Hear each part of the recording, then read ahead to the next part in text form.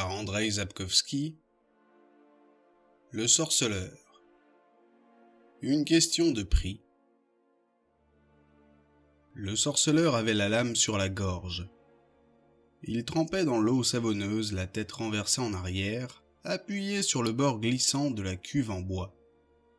Il sentait dans sa bouche le goût amer du savon. La lame émoussée à faire pitié lui grattait douloureusement la pomme d'Adam, remontait sur son menton avec un léger bruit. Le barbier, qui avait l'air d'un artiste convaincu de produire un chef-d'œuvre, repassa la lame une dernière fois pour la touche finale, puis lui rafraîchit le visage avec un morceau de toile de lin imbibé d'une lotion qui devait être à base d'Angelica Arcangelica. Gérald se mit debout, laissa un valet lui verser dessus un petit baquet d'eau pour le rincer, s'ébroua et sortit de la cuve en imprimant la trace de ses pieds mouillés sur le sol de briques. « Voici une serviette, monsieur, » lui dit le valet en jetant un regard curieux à son médaillon. « Merci. »« Vous trouverez vos habits ici, » dit Axo. « La chemise, le haut de chausse, le pantalon, la tunique, et les bottes. »« Vous avez pensé à tout, chambellan. Mais ne pourrais-je pas porter mes bottes à moi ? » ?»« Non. De la bière ? » ?»« Avec plaisir. » Il s'habilla sans se presser. Le contact de ses vêtements, qui n'étaient pas à lui, rêches, désagréables sur sa peau enflée, gâchait la bonne humeur dans laquelle l'avait mis son bain d'eau chaude. « Chambellan ? » ?»« Je vous écoute, monsieur Gérald. »« Ne sauriez-vous pas les raisons de toute cette mascarade ? Disons à quoi je puis être utile ici. »« Ce n'est pas mon affaire, » dit Axo en surveillant les valets du coin de l'œil. « Je suis chargé de vous habiller. »« De me déguiser, vous voulez dire ?»« De vous habiller et de vous conduire auprès de la reine au banquet. Enfilez votre tunique, monsieur Gérald, et cachez bien votre médaillon de sorceleur dessous. »« J'avais là mon poignard. »« Nous l'avons mis en lieu sûr, comme vos deux glaives et toutes vos affaires. Là où vous allez, on va sans armes. » Le sorceleur haussa les épaules et revêtit une étroite tunique pourpre. « Qu'est-ce que c'est ?» s'informa-t-il en indiquant une broderie sur le devant du vêtement. « Ah, justement, » dit Axo, « j'allais oublier. Pour la durée du banquet, vous vous appellerez son Excellence Ravix de Quatre Cornes. En tant qu'invité d'honneur, vous serez assis à la droite de la reine. Tel est son désir. Et ce que vous avez là sur votre tunique, c'est votre blason. Sur champ d'or, un ours noir marchant. Sur lui, une demoiselle en robe azur, cheveux défaits et bras levés. Il serait bien que vous le reteniez au cas où l'un des invités serait féru d'héraldique, comme ça arrive souvent. »« C'est vrai, je le retiendrai, » dit gravement Gérald. « Et où est-ce Quatre Cornes ? » ?»« Assez loin d'ici. Vous êtes prêts, nous pouvons y aller ? » ?»« Oui. » »« Dites-moi encore, monsieur Axo, en quel honneur la reine donne-t-elle ce banquet ? » La princesse Pavetta est dans sa 15e année et les prétendants se réunissent selon la coutume. La reine Calande veut marier sa fille à un homme de Skellige. Nous aimerions nous allier avec ces insulaires. Pourquoi précisément avec eux ? Ils attaquent moins souvent les pays auxquels ils sont alliés. C'est une raison valable. Mais ce n'est pas la seule. À Cintra, monsieur Gérald, la tradition n'autorise pas les femmes à gouverner. Le roi Rogner est décédé il y a quelque temps de la maladie pestilentielle, et la reine ne veut pas se remarier. Dame Calante est sage et juste, mais un roi est un roi. L'homme qui épousera la princesse montera sur le trône, ce serait bien de trouver un rude gaillard.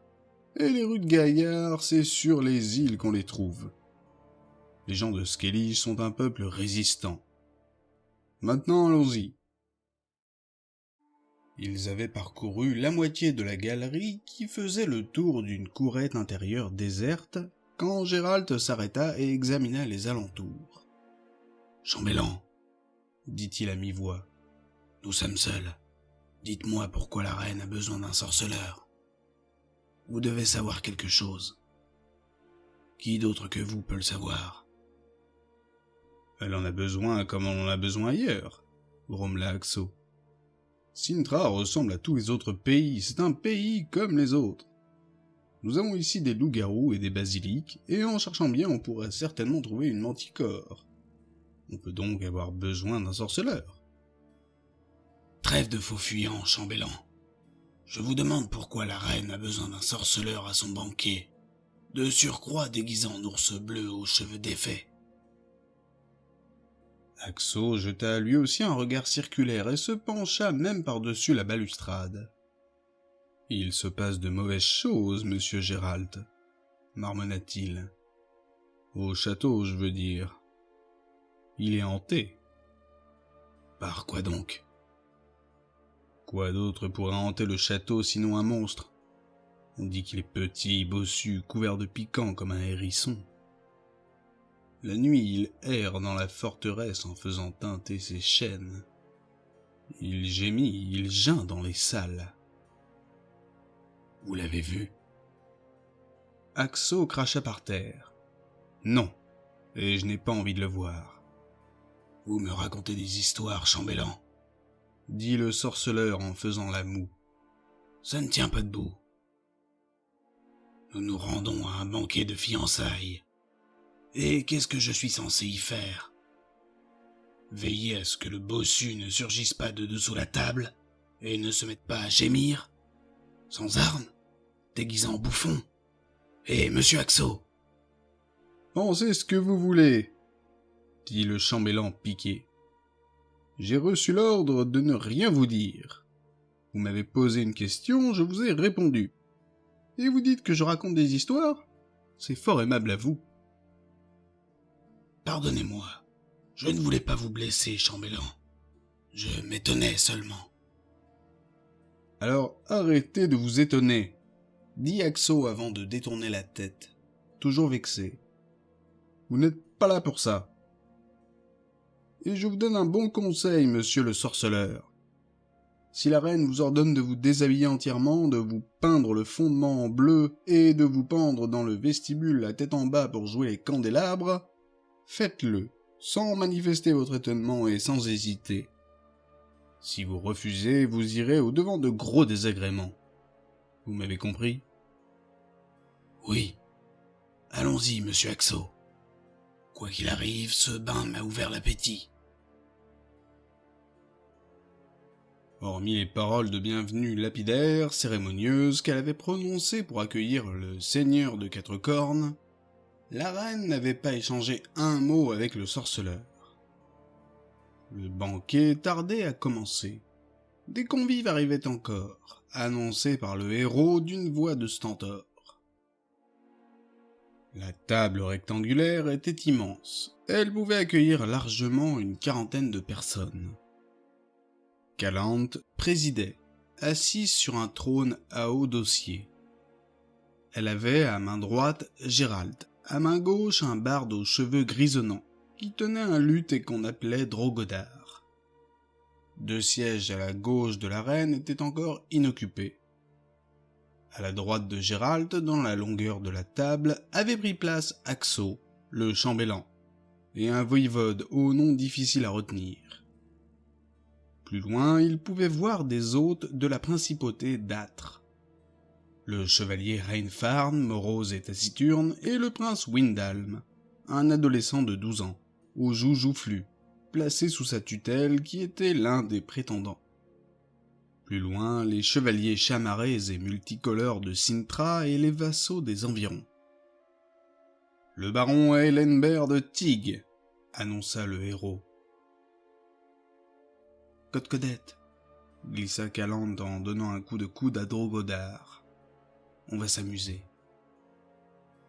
Le chevalier, maigre et moustachu, richement vêtu, lui fit une profonde révérence. Mais ses yeux vifs et gais et le petit sourire qui errait sur ses lèvres démentaient son apparente soumission.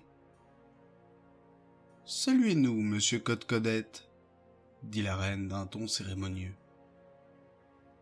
De toute évidence, le baron était plus connu sous son surnom que sous son véritable nom de famille. « Vous me voyez ravi de votre venue. » Pour ma part, je suis ravi d'avoir eu l'honneur d'être invité, déclara enfin Codcodette avant de pousser enfin un soupir. Enfin, je jetterai un coup d'œil à la princesse, si tu le permets, reine. Ce n'est pas facile de vivre seule, dame Calante. Que me dites-vous, monsieur Codcodette ? Dit Calante avec un petit sourire en roulant une mèche de cheveux sur son doigt. À ma connaissance, vous êtes mariée. Hé !» s'indigna le baron. « Tu sais bien, dame Calante, que ma femme est de santé fragile et délicate, et voilà que la petite vérole sévit dans nos contrées. Je parie ma ceinture et mon glaive contre de vieilles chaussures de taille que dans un an même mon deuil sera achevé. » Le sourire de Calante se fit encore plus aimable. « Pauvre de toi, Codcodette, mais tu es aussi un sacré vénard. Ta femme est en effet de santé fragile. On m'a raconté que pendant les dernières moissons, elle t'a surpris dans une meule de foin avec une fille et qu'elle t'a poursuivi avec une fourche sur près d'1 mille, sans te rattraper. Tu devrais mieux la nourrir et davantage la cajoler et aussi veiller à ce que la nuit elle n'ait pas froid au dos, et tu verras comme elle ira mieux dans un an. » Codcodette se rembrunit, mais sa tristesse manquait de conviction. J'ai saisi l'allusion. Puis-je cependant assister au banquet ? Vous m'enverrez ravi, baron. La députation de Skellige, cria le héros, déjà bien enroué. Se fit alors entendre le pas musclé des insulaires qui entraient à 4, vêtus de pourpoints de cuir reluisants, bordés de fourrure de phoque, et ceints d'écharpes en lainage à carreaux. Les menait un guerrier nerveux, au visage sombre et au nez aquilin, aux côtés duquel marchait un jouvenceau de belle carrure, aux cheveux roux. Tous 4 s'inclinèrent devant la reine. « C'est un grand honneur d'accueillir de nouveau dans mon château le preux chevalier Eyst Tuirser de Skellige, » dit Calante, dont le visage s'était légèrement empourpré. « Si ton mépris pour le mariage ne m'était si bien connu, je me réjouirais à l'idée que tu aspires peut-être à la main de ma Pavetta. La solitude te pèserait-elle malgré tout, chevalier ?»« Souvent, belle Calante, » répondit l'insulaire à la carnation olivâtre, en levant sur la reine des yeux brillants. « Mais je mène une vie trop dangereuse pour songer à m'unir durablement. Sans cela, Pavetta est encore une toute jeune demoiselle, une fleur en bouton. Mais quoi, chevalier ? Une pomme ne tombe jamais loin du pommier, dit Eyst Tuirser, avec un sourire qui dévoila des dents d'une blancheur resplendissante. Il suffit de te regarder, reine, pour imaginer la beauté que sera la princesse lorsqu'elle atteindra l'âge que doit avoir une femme pour rendre un guerrier heureux.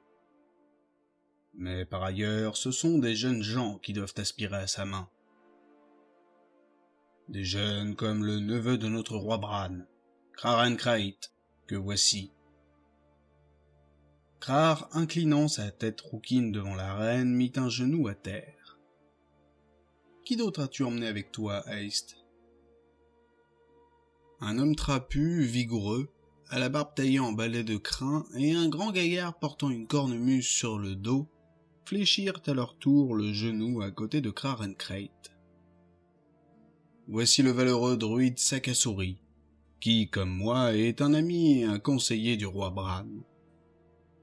Et voici Drake Bondu, notre célèbre skald. 30 marins de Skellige attendent de leur côté dans la cour, frémissant de l'espoir que la belle Calande fera au moins une apparition à sa fenêtre. Asseyez-vous, nobles hôtes. Toi, monsieur Turcer, ici. Heist occupa une des places libres à côté de la reine, séparée d'elle par la chaise qui restait inoccupée, et Drogodar. Les autres insulaires s'assirent l'un à côté de l'autre, sur le côté gauche de la table entre le maréchal Visgerd et les 3 fils du suzerain de Strept. Tout le monde est là, ou à peu près, dit la reine en se penchant vers le maréchal. Commençons, Visgerd. Le maréchal frappa dans ses mains. Une longue file de valets, accueillis par les joyeuses exclamations des convives, avança vers la table, chargée de plats et de cruches. Calante chipotait dans son assiette avec sa fourchette en argent. Drogodar avait avalé quelques bouchées à la hâte, pour reprendre son luth. Les autres invités, en revanche, faisaient une véritable razzia sur les plats. Porcelets rôtis, volailles, poissons et fruits de mer, et le rouquin Krarencreit n'était pas le dernier à y faire honneur. Reinfarn d'Âtre admonesta sévèrement le jeune prince Windhalm. Il lui donna même une tape sur les doigts pour avoir essayé d'attraper un pichet de cidre. Codette, qui rongeait des os, s'interrompit un instant pour amuser ses voisins en imitant le sifflement d'une tortue d'eau. L'ambiance était de plus en plus gaie. On portait les premiers toasts, de plus en plus confus. Calante arrangea son étroit diadème en or sur ses cheveux gris cendrés, coiffés en longues boucles verticales, et se tourna légèrement vers Gérald, qui se débattait avec la carapace d'un gros tourteau. « Alors, sorceleur, lui dit-elle, il y a maintenant assez de bruit pour que nous puissions échanger quelques mots discrètement. Commençons par les politesses, je suis heureuse de faire ta connaissance. » « Le plaisir est partagé, reine. » « Après les politesses, passons aux choses concrètes. J'ai un travail à te confier. »« Je le présume. Il m'arrive rarement d'être invité à un banquet par pure sympathie. »« Que veux-tu ? Tu ne dois pas être un convive d'une conversation très distrayante. Est-ce que tu présumes encore autre chose ? » ?»« Oui. »« Quoi donc ? » ?»« Je te le dirai quand tu m'auras indiqué la mission que tu as à me confier, reine. »« Gérald, » demanda la reine en jouant avec son collier d'émeraude, dont la plus petite pierre avait la taille d'un hanneton. « Dis-moi quelle mission on peut proposer à un sorceleur. Creuser un puits, boucher des trous dans une toiture, tisser une tapisserie représentant toutes les positions que le roi Vridank et la belle Céro ont expérimentées pendant leur nuit de noces. Tu dois savoir mieux que moi en quoi consiste ta profession. »« Oui, et maintenant je peux te dire ce que je présume, reine. »« Je suis impatiente de l'apprendre. »« Je présume que, comme beaucoup, tu confonds ma profession avec une autre qui n'a rien à voir avec elle. » Calante, penchée nonchalamment vers Drogodar qui raclait les cordes de son luth, donnait l'impression d'être pensive, absente. « Oh, et qui sont donc ces si nombreuses gens dont tu as la bonté de comparer l'ignorance à la mienne, Gérald ? Avec quelle profession ces imbéciles confondent-ils la tienne ? » ?»« Reine, » dit paisiblement Gérald, « sur la route de Cintra, j'ai rencontré toutes sortes de gens. Des croquants, des marchands, des nains, des colporteurs, des chaudronniers et des bûcherons. Tous m'ont parlé d'une mangeresse qui se cache quelque part dans les forêts des environs et habite une maisonnette perchée sur 3 pieds, en forme de patte de poule griffue. Ils évoquaient aussi une chimère qui niche dans les montagnes, des echnes, des scolopendromorphes. Ce sont autant de missions qu'un sorceleur peut remplir sans avoir à revêtir des plumes et des blasons appartenant à un autre. Tu n'as pas répondu à ma question. Reine, je ne doute pas que Cintra a besoin de s'allier avec Skellige. et que le mariage de ta fille permettrait de conclure cette alliance. Il est également possible que des intrigants veuillent l'empêcher, et qu'il mérite une petite leçon, à laquelle tu ne dois pas être directement mêlé.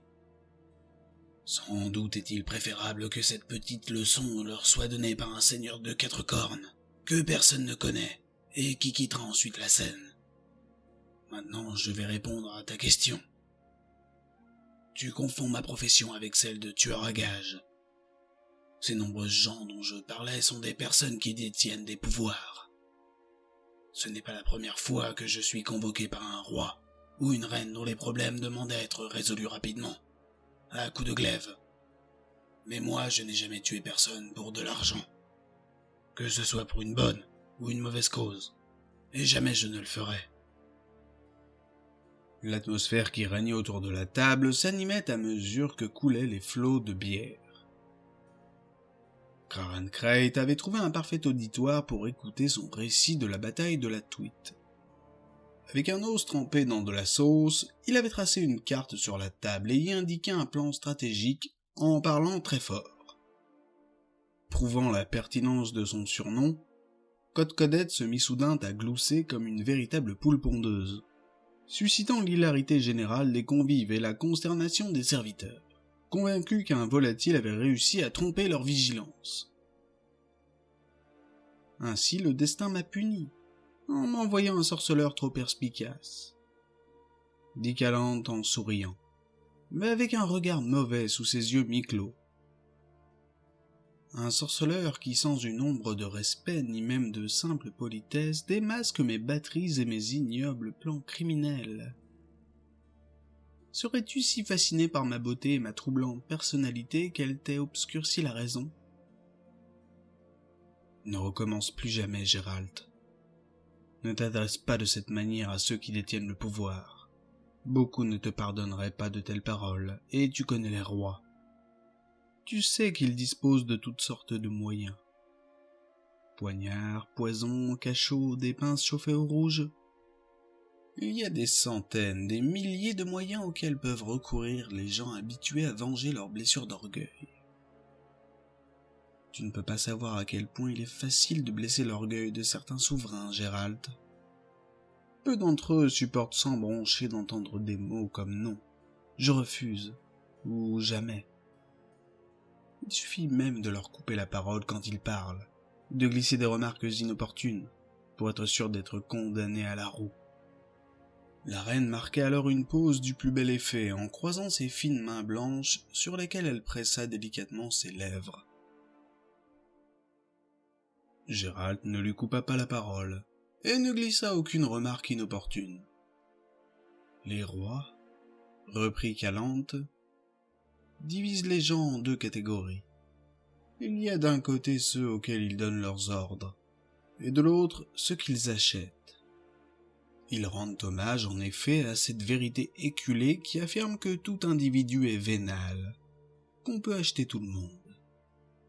Ce n'est qu'une question de prix. Tu es d'accord avec ça? Oh, je n'ai pas besoin de te le demander.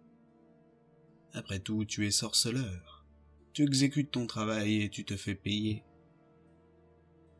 En ce qui te concerne, le mot « acheter » perd sa connotation méprisante.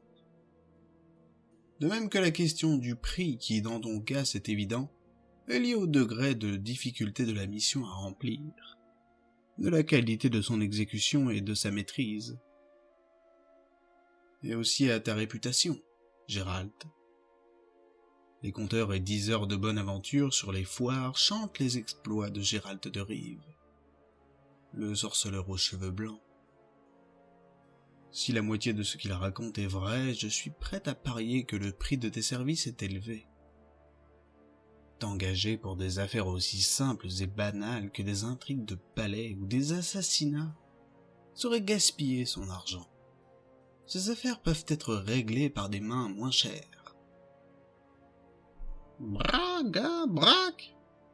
rugit tout à coup Codette, qui fut très applaudi pour cette nouvelle imitation animale.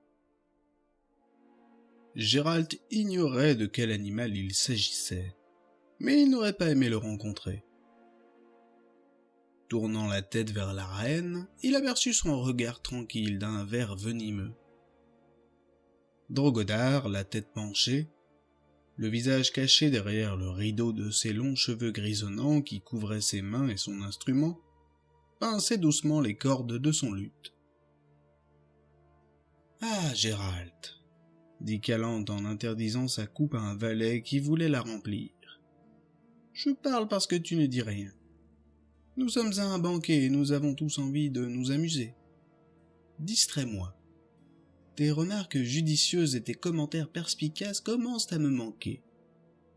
J'aimerais bien aussi entendre de ta bouche un compliment, un hommage et l'assurance de ton obéissance. À toi de choisir l'ordre que tu préfères. »« Que veux-tu, reine ?» dit le sorceleur. « Je suis incontestablement un voisin de table sans grande conversation, et suis surpris que ce soit à moi que tu aies fait l'honneur d'attribuer cette place. D'autres auraient été beaucoup plus qualifiés. Tu n'aurais eu qu'à leur donner ou à acheter l'un ou l'autre d'entre eux. Ce n'est qu'une question de prix. »« Parle, parle !» Calante renversa la tête en arrière, ferma à demi les yeux en imprimant à sa lèvre un simulacre de sourire aimable. « Aussi suis-je très honoré et fier d'être assis à la droite de la reine Calante de Cintra, dont seule l'intelligence surpasse la beauté. Je considère comme un égal honneur le fait que la reine ait daigné se renseigner sur moi, et que, compte tenu des informations qu'elle a réunies, elle ne veuille pas m'employer à de banales missions. L'hiver dernier, le prince Robaric, qui n'était pas aussi bien disposé envers moi, a cherché à m'engager pour que je lui retrouve une mignonne, qui en avait eu assez de ses galanteries de goujat, et s'était enfui d'un bal en perdant un soulier. J'ai eu du mal à le convaincre que ce n'était pas d'un sorceleur qu'il avait besoin, mais d'un pourchasseur. » La reine l'écoutait avec un sourire énigmatique. De même, d'autres souverains qui ne t'arrivent pas à la cheville, dame Calante, sur le plan de l'intelligence, n'ont pas hésité à me proposer des missions simples. Il s'agissait généralement d'ôter la vie à un beau-fils, un père, une belle-mère, un oncle ou une tante. Il serait trop long de les énumérer tous. Pour eux, ce n'était qu'une question de prix. Le sourire de la reine pouvait être interprété de mille et une manières. « Je redis donc, » dit Gérald en inclinant légèrement la tête, « que je ne me sens plus de fierté d'être assis à ta droite, dame Calante. Mais la fierté a pour nous autres sorceleurs une très grande importance, et tu serais étonnée, reine, si je te disais à quel point. Un certain suzerain a blessé un jour la fierté d'un sorceleur en lui proposant un travail contraire à son honneur et au code des sorceleurs. Qui plus est, quand le sorceleur a poliment décliné sa proposition, il n'a rien voulu entendre et a cherché à l'empêcher de quitter son château. Tous les commentateurs ultérieurs de l'incident se sont accordés pour dire que le suzerain en question n'avait pas eu une très bonne idée. « Gérald, » dit Calante après une courte pause, « tu t'es trompé.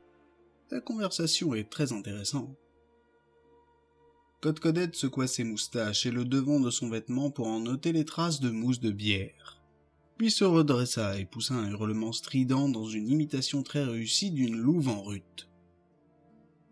Tous les chiens de la cour et du voisinage aboyèrent en écho. Un des frères de Strept, le Benjamin semble-t-il, trempa son doigt dans sa bière et traça un trait épais autour d'une formation dessinée par Krarencreid. « C'est une faute de tactique, de l'incompétence !» s'exclama-t-il. « Ce n'est pas ce qu'il fallait faire, il fallait attaquer la cavalerie sur l'aile et le frapper par le flanc. »« Ah !» rugit Krarencreid en cognant son os sur la table, éclaboussant les têtes et les tuniques de ses voisins de gouttelettes de sauce. « Et affaiblir ainsi le centre, cette position clé, c'est une absurdité. Dans pareille situation, il faut être aveugle ou malade mental pour ne pas tirer parti de la manœuvre. »« C'est vrai ça, c'est juste !» s'écria Windham d'âtre. « Est-ce qu'on te demande ton avis, morveux ? Morveux toi-même. Ferme ta gueule, sinon je te cogne avec cet os. » Reste assis sur ton fondement et tais-toi, crare, s'écria Heist Tuerser, en interrompant sa conversation avec Visgerd. Assez de ces disputes. Hé, monsieur Drogodar, votre talent mérite un meilleur auditoire. En vérité, il faut beaucoup de concentration et d'attention pour entendre le beau son de votre lutte dans tout ce bruit. Dragbondu, arrête de t'empiffrer et de picoler. Tu n'en remontreras à personne autour de cette table, pas plus en faisant l'un qu'en faisant l'autre. Gonfle donc ta cornemuse et réjouis nos oreilles d'une bonne musique guerrière. Avec ta permission, noble Calante. Oh, ma mère, murmura la reine à Gérald en levant furtivement les yeux au plafond pour exprimer sa muette résignation, avant d'adresser à Heist un signe de tête approbateur et un sourire tout à fait naturel, empreint de bienveillance. « Dragbondu, dit Heist, joue-nous la chanson de la bataille de Chochibuz. Elle au moins ne nous laissera aucun doute sur l'excellente tactique de ses chefs militaires, ni sur celle qui s'y couvrit d'une gloire immortelle. À la santé de l'héroïque Calante de Cintra. Santé et gloire !» rugirent les invités en vidant coupes et cratères de terre. La cornemuse de Dragbondu émit d'abord un grondement inquiétant, puis en jaillit un horrible gémissement prolongé et modulé. Les convives reprirent le refrain en marquant la mesure, c'est-à-dire qu'ils cognaient sur la table avec tout ce qui leur tombait sous la main. Codecodette était fasciné par le sac de peau de chèvre, visiblement séduit à l'idée d'introduire dans son répertoire les effrayantes sonorités qui s'en échappaient. « Chochibuz est ma première bataille, » dit Calante en regardant Gérald. « Bien que j'aie peur de te scandaliser et de m'attirer ton mépris de fier sorceleur, je dois t'avouer que nous nous sommes alors battus pour des questions d'argent. L'ennemi en effet brûlait les villages sur lesquels nous levions tribut, et au lieu de continuer à le laisser faire, nous sommes partis en guerre. Un motif banal, bataille banale. 3000 cadavres banals déchiquetés par les corbeaux. Et vois-tu, au lieu d'en avoir honte, je suis là, fier comme un paon d'entendre cette chanson qui parle de moi, malgré cette horrible musique barbare. » Une nouvelle parodie de sourire apparut sur son visage, respirant le bonheur et la bonté, quand elle leva sa coupe vide pour répondre au toast qui lui était porté tout autour de la table. Gérald se taisait. Calante accepta la cuisse de faisan que lui tendait Drogodar et se mit à la ronger avec grâce. « Continuons. Comme je te le disais, tu excites ma curiosité. On m'avait dit que les sorceleurs sont d'une caste intéressante, mais je n'y croyais pas trop.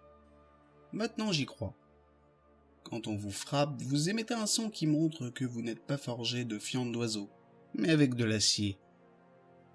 Il n'en demeure pas moins que tu es ici pour accomplir une mission, et que tu l'accompliras sans tergiverser. » Gérald retint le vilain sourire désinvolte prêt à apparaître sur ses lèvres. Il n'ouvrait toujours pas la bouche.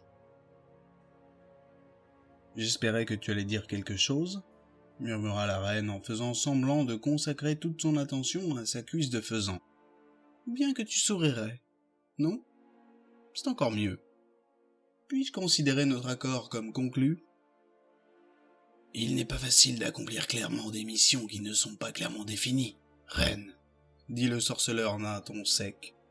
« Qu'est-ce qui n'est pas clair, puisque tu as tout deviné depuis le début? » « J'ai effectivement des plans en ce qui concerne notre alliance avec Skellige et le mariage de ma fille Pavetta.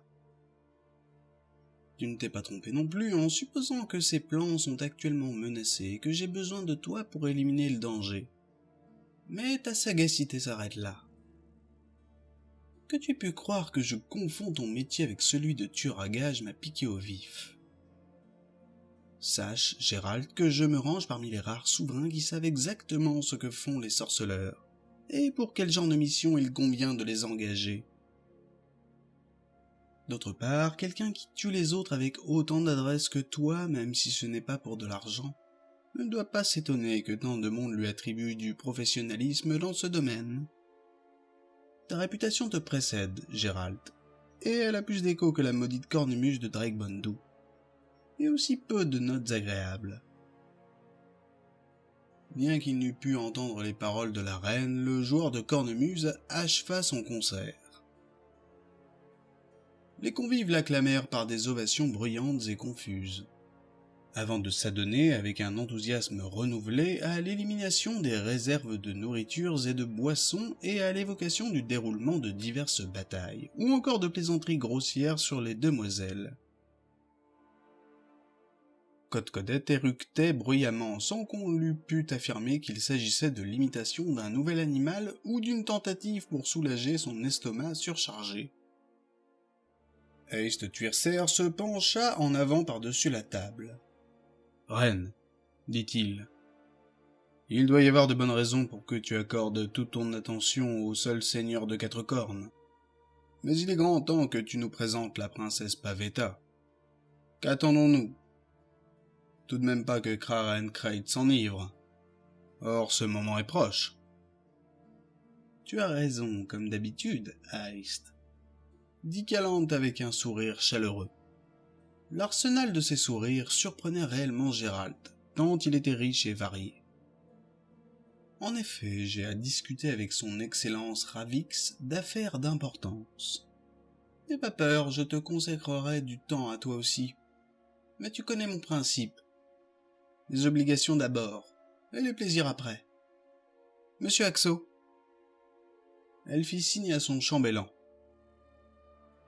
Axo se leva sans un mot, s'inclina et gravit aussitôt l'escalier avant de disparaître dans l'obscurité de la galerie. La reine se tourna de nouveau vers le sorceleur. « Tu as entendu ? Notre conversation se prolonge trop. Si Pavetta a fini de faire ses mines devant la glace, elle va arriver tout de suite. Alors dresse l'oreille car je ne le dirai pas 2 fois.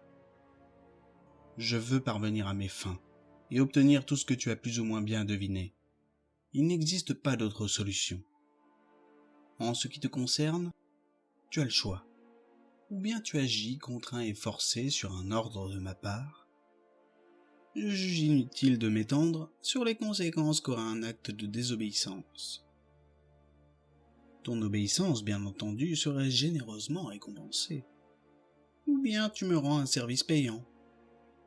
Remarque bien que je n'ai pas dit que je pouvais t'acheter, car j'ai décidé de ne pas blesser ta fierté de sorceleur. La différence est énorme, non ? Son énormité m'échappe quelque peu. Alors aiguise davantage ton attention quand je te parle. La différence, mon cher, est la suivante. Quelqu'un que j'achète est payé selon mon bon plaisir. Celui qui me rend un service fixe lui-même son prix. Est-ce clair ?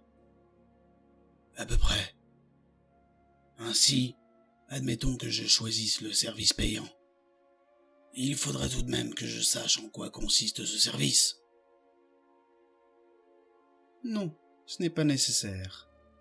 Un ordre, certes, doit être concret et sans ambiguïté.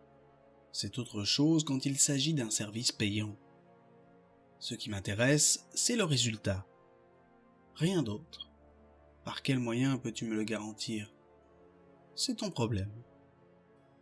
Gérald releva la tête et croisa le regard noir scrutateur de Sakasuri.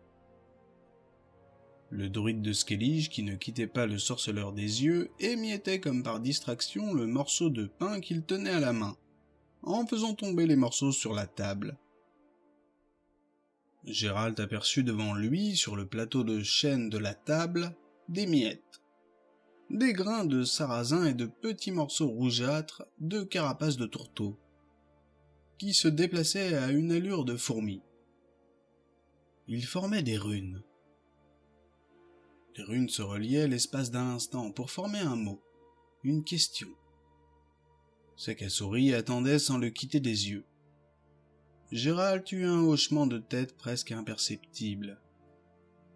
Le druide abaissa les paupières, balayait les miettes, le visage impassible. « Noble seigneur !» s'écria le héros. « Pavetta de Cintra !» Les invités se turent et tournèrent la tête en direction de l'escalier. Précédée du chambellan et d'un page blond en pourpoint écarlate, la princesse descendait lentement, la tête baissée. Elle avait des cheveux du même gris cendré que sa mère, mais elle les portait coiffés en 2 tresses épaisses qui lui arrivaient sous la taille. Pour toute parure, Pavetta portait un petit diadème orné d'une gemme taillée en étoile et une ceinture faite de minuscules maillons en or sur une robe longue en lamé bleu. Escortée par le page, le héros, le chambellan et Visgerd, la princesse vint occuper la chaise libre entre Drogodar et Eist Tuirser. Le chevalier des îles s'inquiéta aussi de remplir sa coupe et s'employa à la distraire par sa conversation. Gérald remarqua que Pavetta ne répondait jamais que par monosyllabes. Elle gardait constamment les yeux baissés sous ses longs cils, même pendant les toasts bruyants qui lui étaient portés aux différents bouts de la table. Il était clair que sa beauté avait fait une vive impression sur les convives. Krarenkreit avait cessé son tapage et dévisageait Pavetta bouche bée, en oubliant même son boc de bière. Windalmedâtre mangeait lui aussi la princesse des yeux en passant par toute la gamme des rouges. Comme s'il n'y avait plus que quelques minuscules grains de sable dans le sablier qui les séparait de leur nuit de noces. Dans un recueillement suspect, Codcodet et les frères de Strept étudiaient également le frêle visage de la jeune fille. « Ah » dit Calante à voix basse, visiblement très satisfaite de l'effet produit. « Qu'en dis-tu, Gérald ? Sans fausse modestie, je peux dire que Pavetta est le portrait de sa mère. Je regrette même un peu qu'elle soit pour ce balourd crare. Je fonde tous mes espoirs sur le fait que ce gamin aura peut-être un jour la classe d'Eist Tuirser. Après tout, c'est le même sang qui coule dans leurs veines. Tu m'écoutes, Gérald ? Sintra doit s'allier avec Skellige parce que l'intérêt de l'État l'exige. Ma fille doit épouser la personne qui convient parce qu'elle est ma fille. C'est ce résultat que tu dois me garantir. C'est à moi de le garantir. Ta volonté ne suffit-elle pas, reine ? Elle ne peut pas suffire. Cela dépend de la suite des événements. Que peut-il y avoir de plus fort que ta volonté ? Le destin. Ah ! Et donc, le pauvre sorceleur que je suis doit affronter un destin plus fort que la volonté royale. Un sorceleur qui lutte contre le destin. Quelle ironie du sort ! Dans quoi vois-tu cette ironie du sort ? Passons. Reine, le service que tu me demandes frise l'impossible. S'il frisait le possible, grinça Calante entre ses dents, mais toujours souriante, je me débrouillerais toute seule. Je n'aurais pas besoin du célèbre Gérald de Rive. Arrête de tergiverser. Tout peut s'arranger, ce n'est qu'une question de prix. Par tous les dieux, il doit bien figurer un prix pour ceux qui frisent l'impossible dans tes tarifs de sorceleur. Je me doute qu'il est élevé. Si tu me garantis le résultat dont je t'ai parlé, je te donnerai la somme que tu voudras. Comment as-tu dit, reine ? Je te donnerai la somme que tu voudras. Je n'aime pas qu'on me fasse répéter. Je me pose une question, sorceleur. Est-ce que tu essaies toujours de décourager tes bailleurs avec autant d'énergie ? Le temps passe. Réponds-moi. C'est oui ou c'est non ? C'est oui. Voilà qui est mieux, beaucoup mieux, Gérald. Tes réponses se rapprochent de la perfection. Elles ressemblent de plus en plus à ce que j'attends lorsque je pose des questions. Et maintenant, tends discrètement ton bras gauche en arrière et passe-le derrière le dossier de mon trône. Gérald glissa le bras sous la draperie jaune et bleue. Sa main rencontra presque aussitôt une épée fixée à plat sur le dossier tendu de cuir repoussé. Une épée qu'il connaissait bien. « Reine, dit-il tout bas, outre ce que je t'ai dit tout à l'heure sur les meurtres, tu es consciente, bien sûr, qu'il ne suffit pas d'avoir une épée pour lutter contre le destin. »« Bien évidemment, » dit Calante en détournant la tête. « Il faut aussi un sorceleur pour tenir la garde. Comme tu le vois, j'y ai veillé. »« Reine. » Pas un mot de plus, Gérald. Il y a déjà trop longtemps que nous complotons. On nous regarde et Haste commence à prendre ombrage. Discute un moment avec le chambellan. Mange quelque chose, bois, pourvu que ce ne soit pas trop. Je veux que tu aies la main sûre. Il obéit. La reine se joignit à la conversation que menaient Haste, Vizgerd et Sakasuri avec la participation silencieuse et endormie de Pavetta. Drogodar avait posé son luth et récupéré son retard dans le repas. Axo était un peu disserte. Le voïvode, nom difficile à retenir, qui avait apparemment ouï dire que Quatre Cornes connaissait quelques difficultés, demanda courtoisement à Gérald si ses juments poulinaient bien. Celui-ci répondit qu'elle poulinait beaucoup mieux que les étalons. Il n'était pas sûr que son humour ait été bien compris. Le voïvode ne lui posa pas d'autres questions. Les yeux de Sakasuri cherchaient à entrer en contact avec ceux du sorceleur. Mais les miettes sur la table ne se déplaçaient plus. Krarenkreit et les deux aînés des frères de Strept resserraient les liens de leur amitié naissante. Le Benjamin n'était déjà plus en état, pour avoir tenté de tenir la cadence imposée par Draig-Bondu. Le Skald, semblait-il, était sorti de cette épreuve sans aucun dommage. Rassemblés en bout de table, les régents plus jeunes et de moindre importance, éméchés, entonnèrent en chantant faux une chanson connue évoquant un biquet cornu et une grand-mère vindicative, dépourvue du sens de l'humour. Un valet bouclé et le capitaine de la garde, portant les couleurs de Cintra, or et bleu, accoururent vers Vizgerd. Le maréchal écouta leur rapport, le front soucieux. Il se leva et alla se placer derrière le trône pour murmurer quelques mots à l'oreille de la reine. Calante jeta un rapide coup d'œil à Gérald, répondit à Vizgerd d'un mot bref. Celui-ci se pencha encore plus bas, chuchota. La reine lui jeta un regard sévère, claqua du plat de la main sur l'accoudoir de son trône sans ouvrir la bouche. Le maréchal s'inclina, transmit un ordre au capitaine de la garde. Gérald n'entendit pas l'ordre donné, mais il remarqua que Sakasuri s'agitait avec inquiétude en regardant Pavetta. La reine restait impassible, la tête inclinée.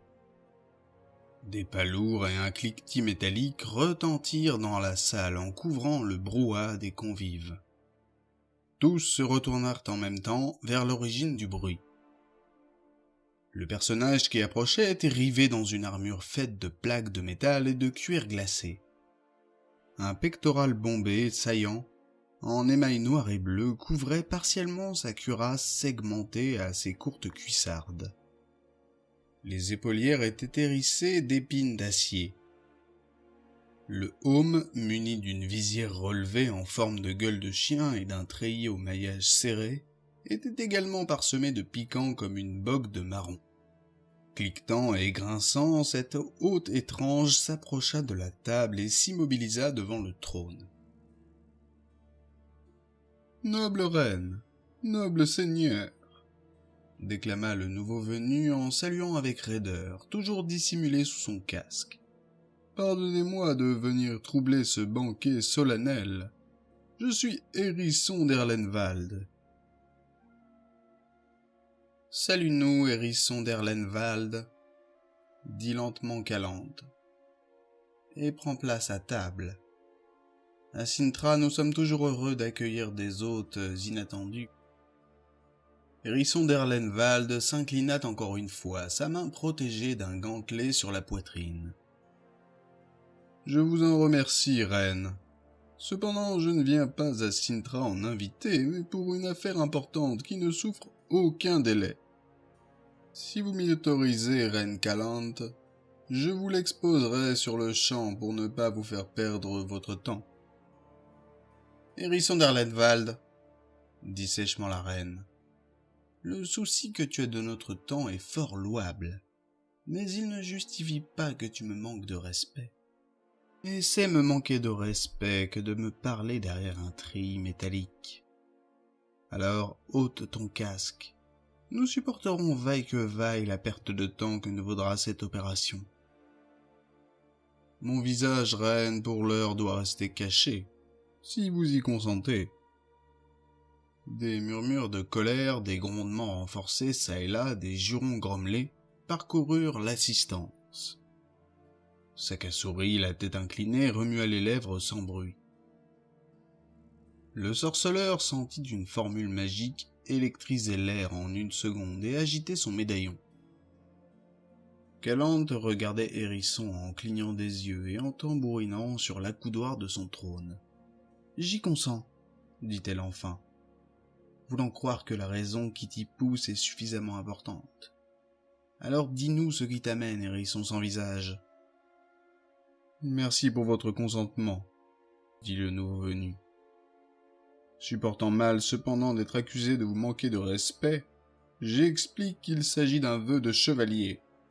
Je n'ai pas le droit de découvrir mon visage avant les 12 coups de minuit. » La reine, d'un geste nonchalant, accepta cette explication.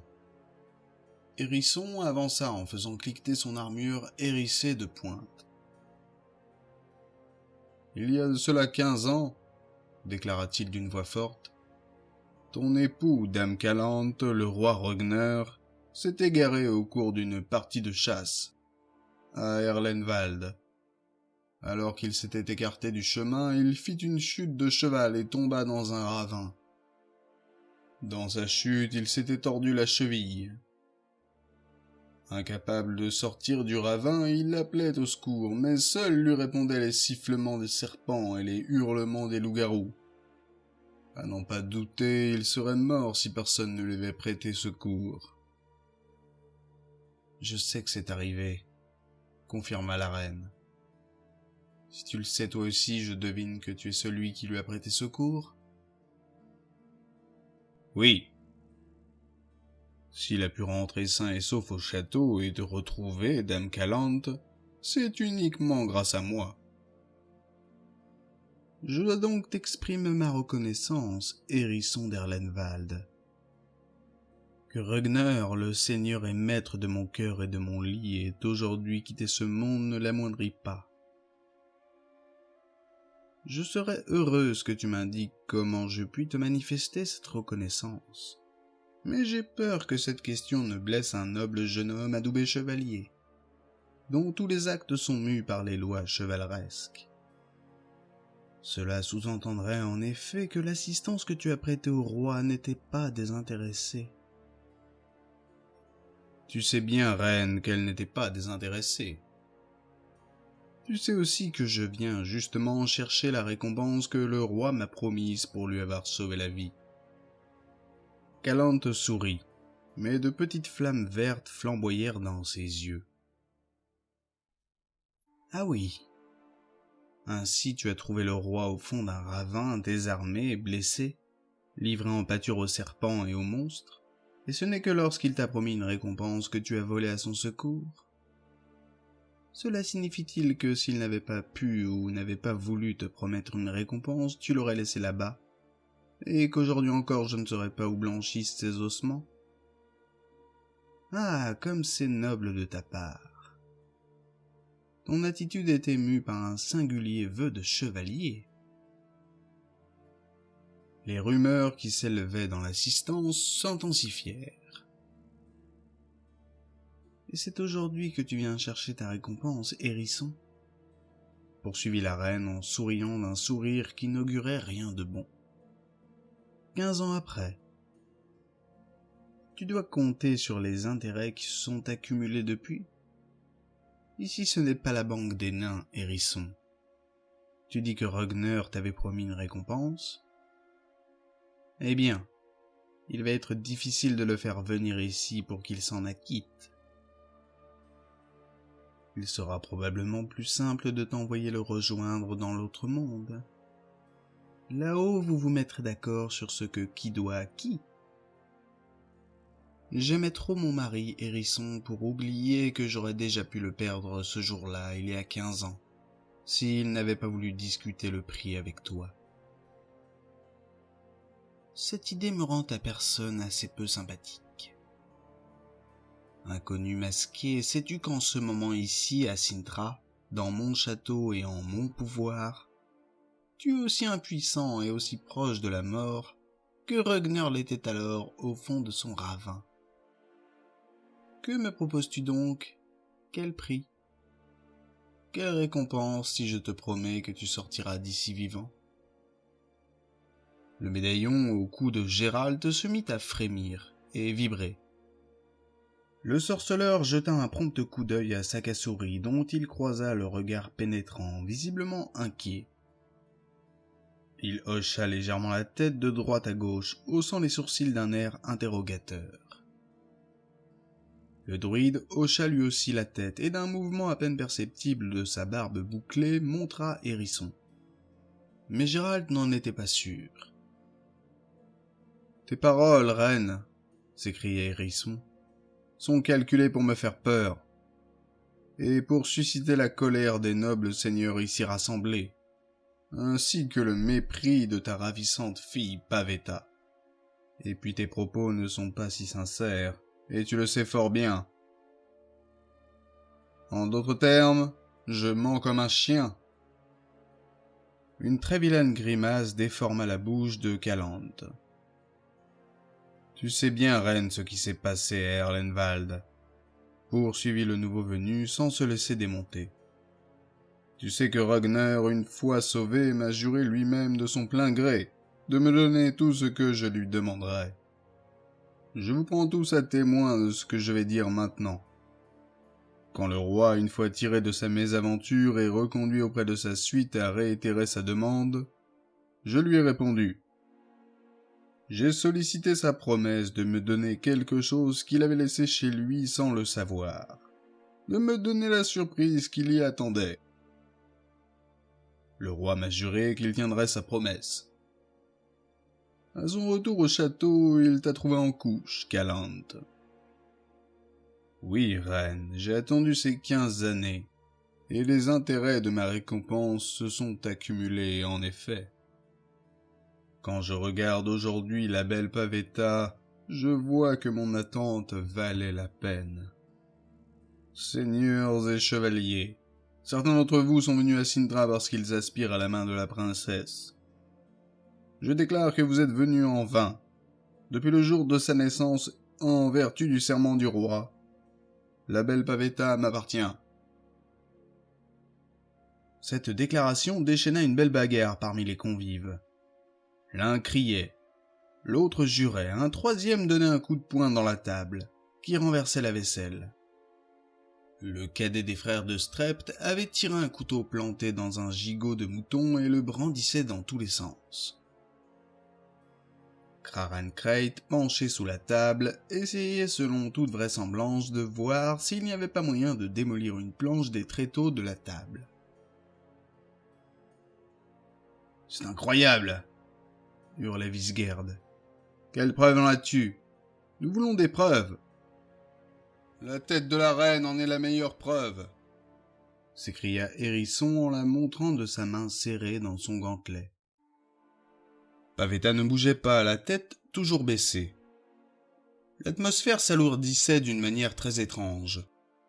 Le médaillon sous la tunique du sorceleur tirait sur sa chaîne. Gérald vit la reine faire signe à un page qui se tenait derrière le trône, et lui murmurer un ordre bref. Il n'entendit pas l'ordre qu'elle lui donnait, mais il fut surpris de l'étonnement qui se peignait sur le visage du garçon, au point que l'ordre dut lui être répété. Le page se précipita vers la porte. Le tapage autour de la table ne cessait pas, et Eisttuircer s'adressa à la reine. « Calante, dit-il calmement, est-ce qu'il dit la vérité ?»« Quand bien même ce serait la vérité, » dit la reine en se mordillant les lèvres et en effilant son écharpe verte sur son bras.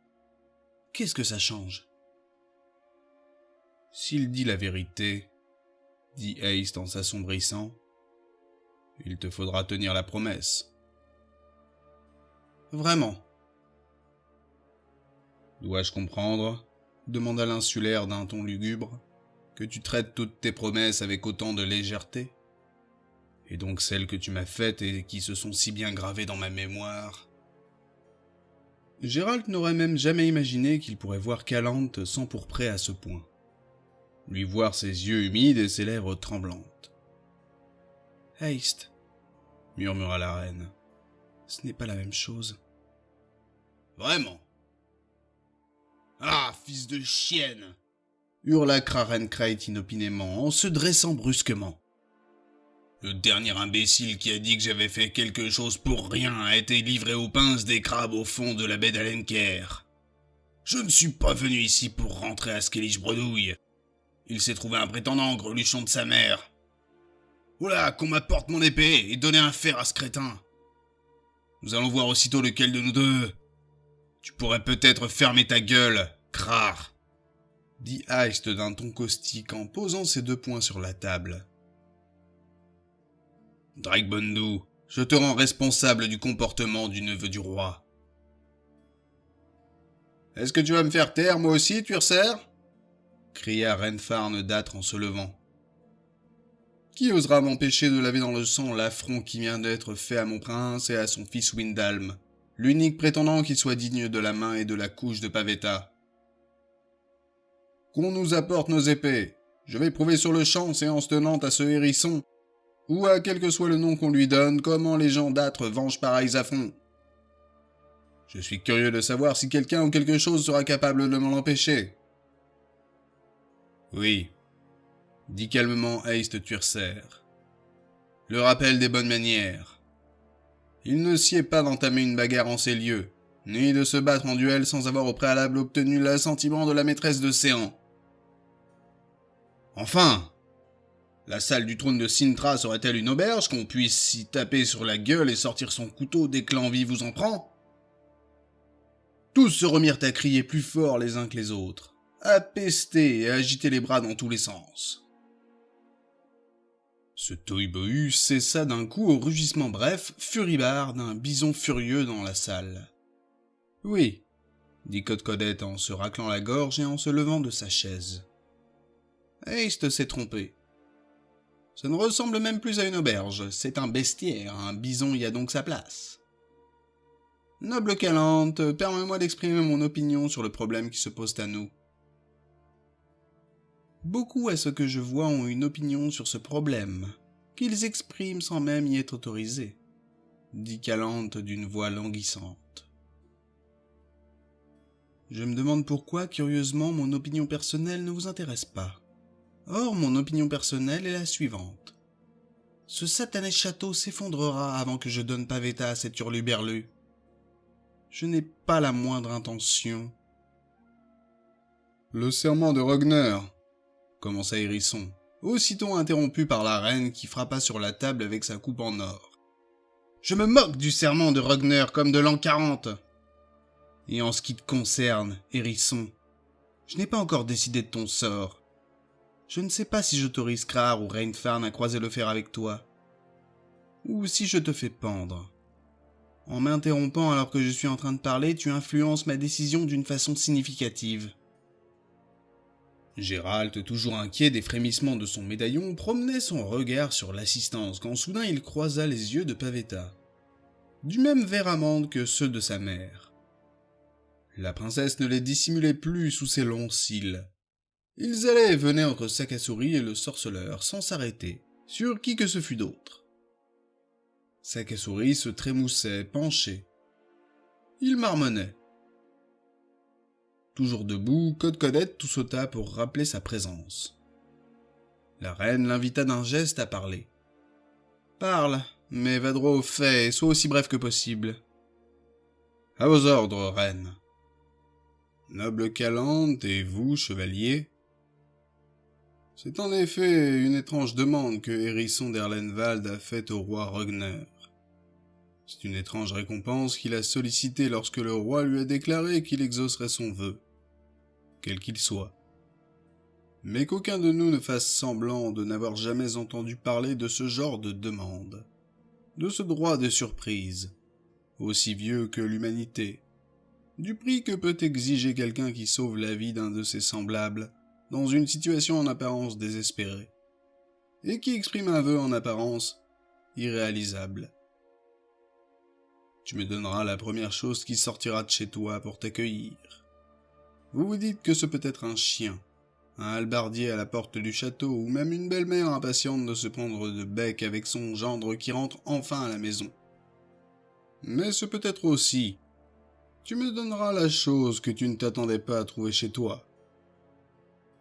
Au terme d'un long voyage, honoré Seigneur, si le retour n'a pas été annoncé, ce sera généralement un greluchon dans le lit de l'épouse.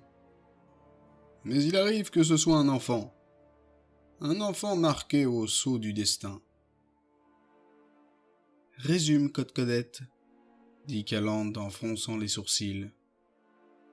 À vos ordres, reine. Messieurs, n'avez-vous jamais entendu parler des enfants marqués au sceau du destin? Ce héros légendaire qu'est Zatred Voruta ne fut-il pas confié à des nains quand il était enfant, parce qu'il avait été la première personne que son père avait rencontrée? Et Day le fou, qui exigea d'un voyageur la surprise qui l'attendait à la maison? Cette surprise, c'était le fameux Supri, qui libéra par la suite Day le fou de la malédiction qui pesait sur lui. Rappelez-vous aussi Zivelna, qui devint reine de Métina grâce au gnome Rumplestelt, auquel elle promit son premier enfant en échange, et qui, lorsque Rumplestelt vint chercher sa récompense, ne tint pas sa promesse et le contraignit à fuir en usant de sortilèges. Peu de temps après, l'enfant et elle mouraient lors d'une épidémie. On ne joue pas impunément avec le destin. Ne me fais pas peur, Codcodette, grimaça Calante. Minuit approche, c'est l'heure des revenants.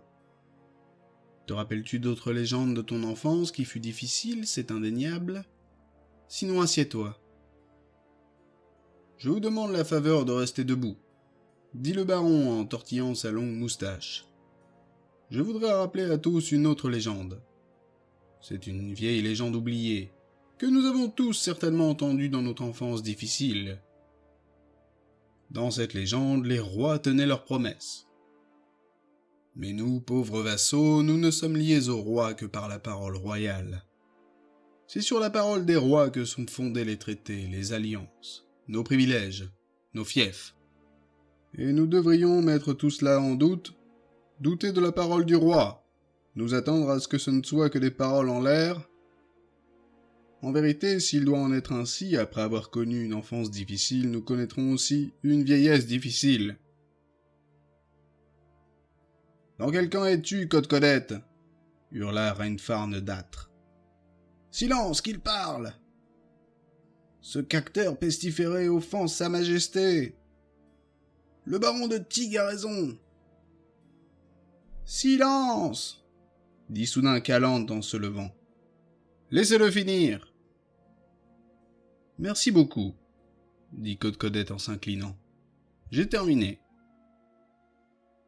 Il y eut un long silence, étrange après les bruyantes réactions que les paroles du baron venaient de provoquer. Calante était toujours debout.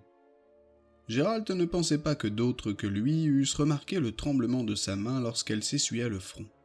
« Messieurs, finit-elle par dire, je vous donne une explication. Oui, ce hérisson dit la vérité. Rugner lui a effectivement promis de lui donner la surprise qui l'attendait à la maison. Notre regretté roi semble avoir été assez ignorant dans les affaires des dames et n'avoir pas su compter jusqu'à 9. Il ne m'a avoué la triste vérité que sur son lit de mort. Il savait en effet ce que je lui aurais fait s'il m'avait avoué ce serment plus tôt. Il savait de quoi est capable une mère quand on dispose de son enfant avec autant de légèreté. Les chevaliers et les dignitaires se taisaient. Hérisson était immobile comme une statue de métal plantée de piquants. « Et Codcodette » reprit Calante. « Eh bien, Codcodette m'a rappelé que je ne suis pas une mère, mais une reine. Et c'est bien. En tant que reine, je réunirai le conseil demain. Cintra n'est pas une tyrannie. Le conseil décidera si le serment du défunt roi doit décider du destin de l'héritière du trône. Il se prononcera sur la légitimité qu'il y a de donner celle-ci à un vagabond en lui offrant en même temps le trône de Cintra, ou s'il vaut mieux privilégier les intérêts du royaume. Calante se tut un instant, jeta un coup d'œil oblique à Gérald. En ce qui concerne les nobles chevaliers venus à Cintra dans l'espoir d'obtenir la main de la princesse, il ne me reste qu'à leur exprimer mes regrets pour le sévère outrage et l'atteinte à leur honneur qu'ils auront connu ici, pour le ridicule dont ils se sont couverts. Je n'en suis pas responsable. Au milieu du brouhaha des invités, le sorceleur distingua les chuchotements d'Eist Tuirser. « Sur tous les dieux de la mer, soupirait l'insulaire. Ce n'est pas l'attitude à avoir, c'est de la provocation. Le sang va couler, Calante. Tu ne fais que les exciter. »« Tais-toi, Eist, » siffla la reine, furieuse. « Sinon je vais me mettre en colère. » Les yeux noirs de Sakasuri scintillèrent lorsqu'il montra du regard Reinfarn d'âtre, qui s'apprêtait à se lever, le visage sinistre, déformé par un rictus. Gérald réagit immédiatement et le précéda en bousculant bruyamment sa chaise. « Peut-être sera-t-il inutile de réunir le conseil, » dit-il d'une voix forte. Tous se turent et lui jetèrent un regard étonné.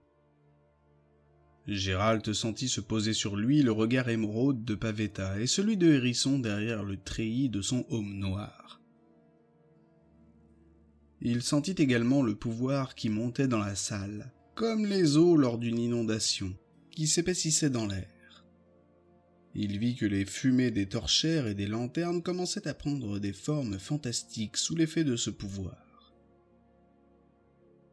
Il savait que Sakasuri le voyait aussi, comme il savait qu'ils étaient seuls à le voir.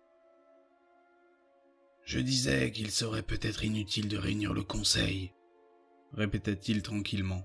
« Tu saisis le sens de mes propos, Hérisson d'Erlenwald ?» Le chevalier hérissé de piquant fit 2 pas en avant, accompagné d'un cliquetis.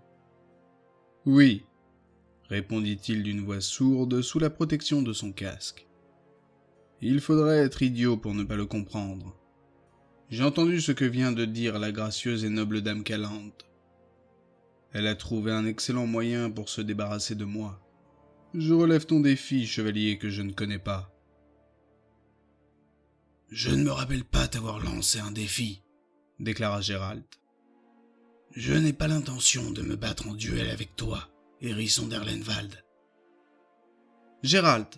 s'écria Calante avec une moue de colère, oubliant de donner au sorceleur son titre de noble Ravix. « Ne tire pas trop sur la corde. Ne mets pas ma patience à l'épreuve. »« Ni la mienne !» ajouta Reinfarn menaçant. Krarenkreid se contenta de grogner. Eist Tuirser tendit vers lui un poing éloquent. Krar grogna encore plus fort.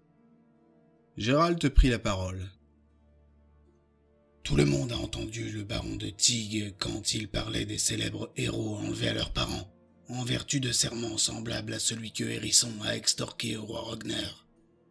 Mais pourquoi ? Pourquoi exige-t-on pareil serment ? Tu connais la réponse, Hérisson d'Erlenwald. Pareil serment peut créer un lien entre le destin de celui qui exige le serment et l'objet de ce serment. L'enfant surprise, un lien si puissant que rien ne peut le rompre.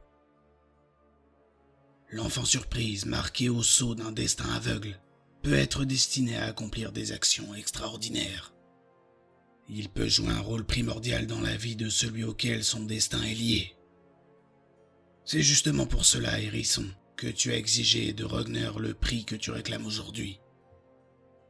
Tu ne veux pas du trône de Cintra, tu veux juste emmener la princesse. C'est exactement comme tu dis, chevalier que je ne connais pas, dit Hérisson en partant d'un rire sonore. C'est bien là ce que je réclame. Donnez-moi celle qui est mon destin. Ça, dit Gérald, c'est encore à prouver. Tu oses en douter, alors que la reine a confirmé la véracité de mes paroles.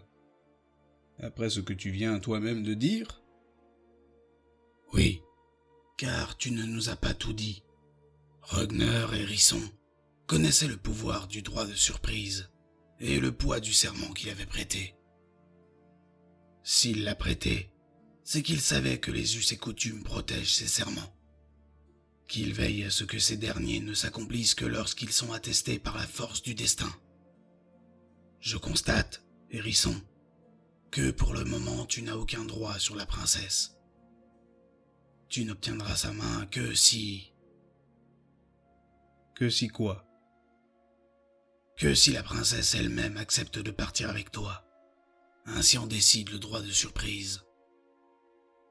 C'est l'accord de l'enfant et non celui des parents qui atteste le serment, qui prouve que l'enfant est effectivement né dans l'ombre du destin. C'est la raison pour laquelle tu as attendu 15 ans, Hérisson, car telle était la condition que le roi Rogner avait mise au serment. Qui es-tu? Je suis Gérald de Rive. Qui es-tu, Gérald de Rive, pour prétendre être un oracle dans le domaine des us et coutumes? Il connaît ce droit mieux que quiconque, dit Sakasuri d'une voix rauque, parce qu'il lui a été autrefois appliqué.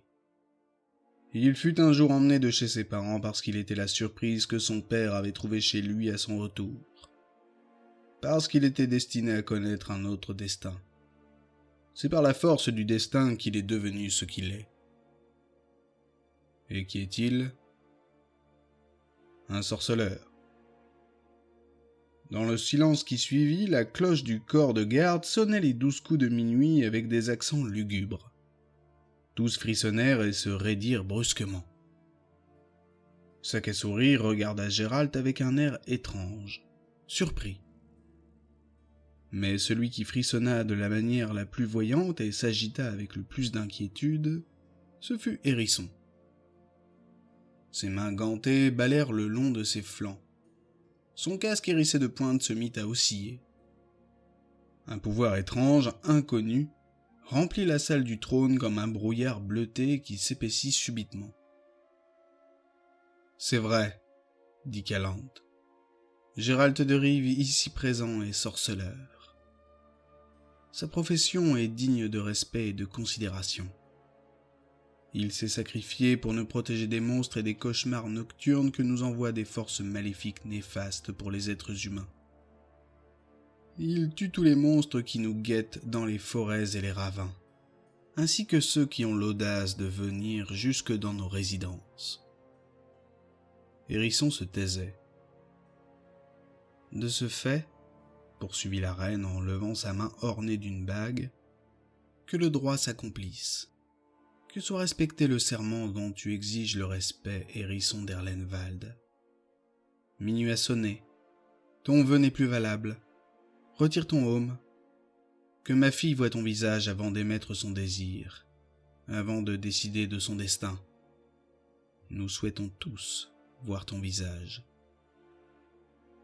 Hérisson d'Erlenwald leva lentement sa main emprisonnée dans son gantelet, défit les attaches de son casque qu'il ôta en le saisissant par sa corne de métal avant de le lancer sur le sol, où il atterrit dans un cliquetis. Quelqu'un poussa un cri, un autre jura. Un troisième, le souffle court, haletait en émettant des sifflements. Sur le visage de la reine apparut un très vilain sourire. Un sourire cruel de triomphe. Au-dessus de la large plaque du pectoral, ils découvrirent les boutons de 2 yeux noirs globuleux situés de part et d'autre d'un groin allongé. Au-dessus de la large plaque du pectoral, ils découvrirent les boutons de 2 yeux noirs globuleux situés de part et d'autre d'un groin allongé, aplati au bout, couvert de soie roussâtre et pourvu de vibrisses frémissantes. À l'intérieur, ils apercevaient des crocs blancs pointus. Le sommet de la tête et la nuque de la silhouette qui se dressait au milieu de la salle étaient hérissés d'une crête de pic en gris, court et mobile. « Voilà à quoi je ressemble, » dit le monstre. « Et tu le savais bien, Calante. Quand Rogner t'a raconté la mésaventure qui lui était arrivée à Erlenwald, il n'a pas pu manquer de te faire une description de celui à qui il devait la vie, de celui à qui, malgré son apparence, il a juré ce qu'il a juré. Tu t'es bien préparé à ma venue, reine. Tes propres vassaux t'ont reproché ton refus hautain et méprisant de tenir parole. Quant à ta tentative de monter contre moi, les autres prétendant à échouer, tu avais encore en réserve le sorceleur assassin assis à ta droite. Et pour finir cette vile et vulgaire escroquerie, tu as voulu m'humilier, Calanthe. Sache que c'est toi que tu as humilié. « Ça suffit !» s'écria Calanthe qui se leva, un poing sur la hanche. « Finissons-en. Pavetta, tu vois l'homme ou plutôt la chose qui se trouve devant toi et a des visées sur toi ? En vertu du droit de surprise et des traditions ancestrales, la décision t'appartient. Réponds. Un seul mot de ta part suffira. Si tu dis oui, tu deviendras la propriété, le trophée de ce monstre. Si tu dis non, tu ne le reverras plus jamais. » Le pouvoir qui se déchaînait dans la salle étreignait les tempes de Gérald comme un étau, résonnait dans ses tympans, lui hérissait les cheveux sur la nuque. Le sorceleur voyait blanchir les jointures des doigts de Sakasuri, crispés sur le bord de la table. Il voyait aussi le mince filet de sueur qui coulait sur la joue de la reine, les miettes de pain sur la table qui se déplaçaient comme des insectes et formaient des runes, qui se dispersaient et se regroupaient tour à tour pour former une recommandation claire. « Fais attention. »« Pavetta, » répéta Calanthe. « Réponds. Est-ce que tu veux partir avec cette créature ?» Pavetta redressa la tête. « Oui. » Le pouvoir qui envahissait la salle redoubla. Il se répercuta avec un bruit sourd sur la voûte d'ogive. Personne, absolument personne, ne proféra le moindre son.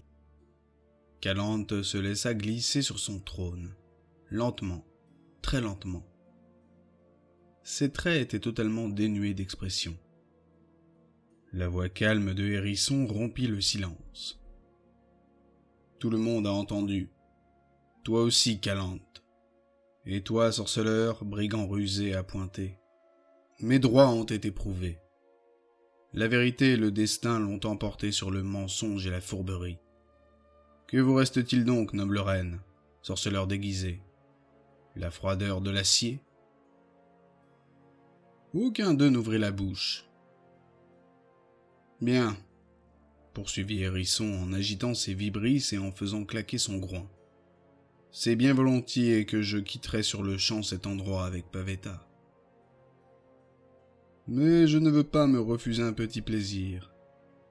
C'est toi, Calanthe, qui conduira ta fille jusqu'à moi et mettra sa blanche main dans la mienne.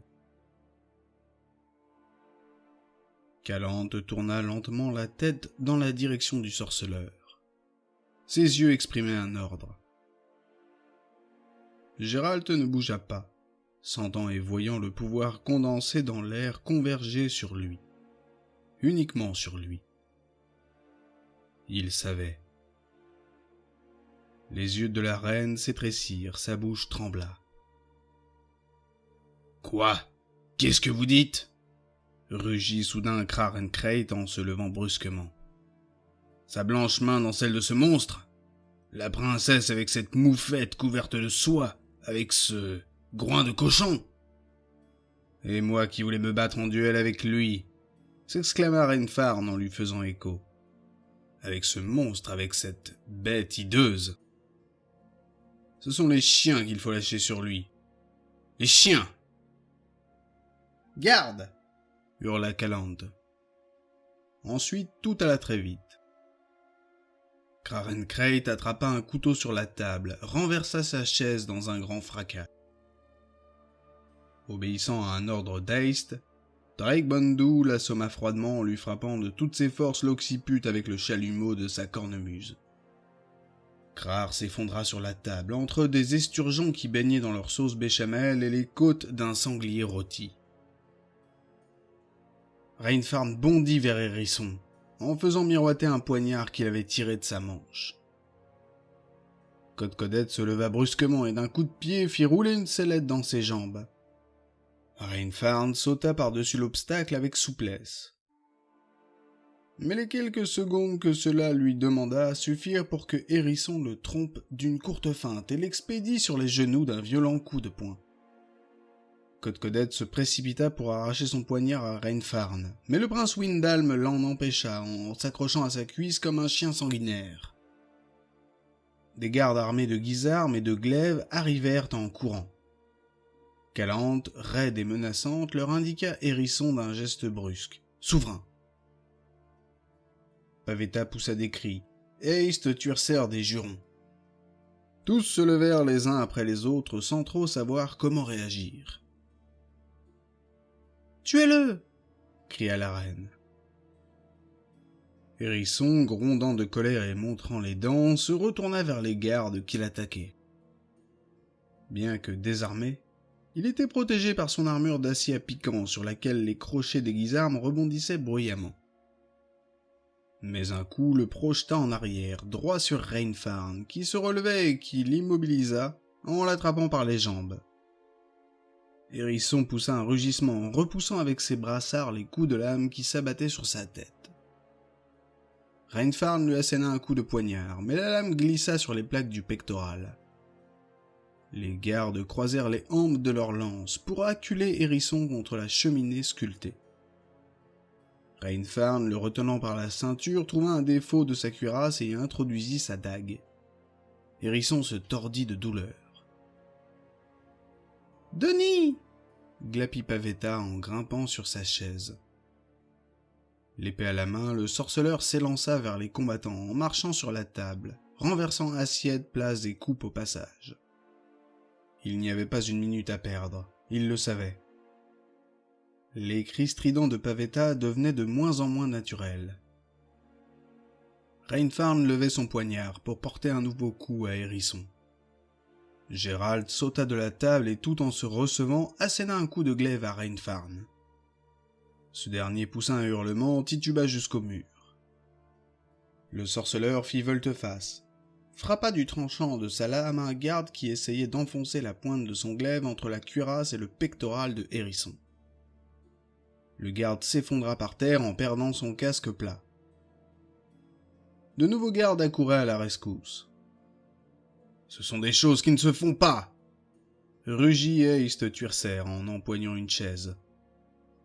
D'un geste énergique, il écrasa le meuble trop encombrant sur le sol et se rua sur les arrivants avec le morceau qui lui resta dans les mains. Agrippé par les crochets de deux guisarmes, Hérisson s'effondra dans un grand bruit de ferraille, poussa des cris et des grognements tandis qu'on le traînait sur le sol. Un troisième garde bondit, leva son glaive, prêt à le frapper.